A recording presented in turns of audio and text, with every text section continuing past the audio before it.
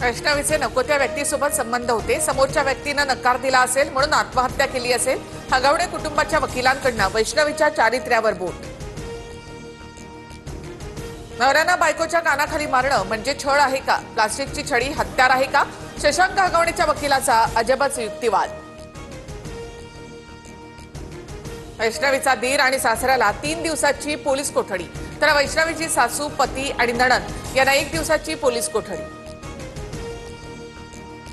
मयुरी हगवणे कौटुंबिक छळ प्रकरणात महिला आयोगाचा पुणे ग्रामीण पोलिसांवर ठपका। मयुरी हगवणे प्रकरणात चार्जशीट दाखल करण्यात झालेल्या विलंबाची चौकशी करा।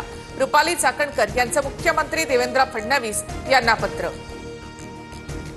रुपाली चाकणकर यांनी शासकीय सुरक्षेचा वापर रीलसाठी केला। रुपाली चाकणकरांची सुरक्षा काढण्याची स्वराज्य पक्षाची मागणी। स्वराज्य पक्षाचे प्रवक्ते धनंजय जाधव यांचं मुख्यमंत्र्यांना पत्र।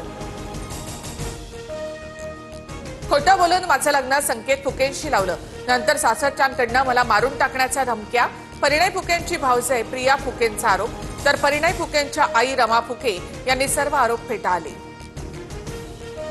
मुसळधार पावसामुळे इचलकरंजीमध्ये पंचगंगा नदीच्या पाण्याच्या पातळीमध्ये वाढ, तसंच सततच्या पावसामुळे कृष्णा नदीवरील 12 ते 15 बंधारे पाण्याखाली।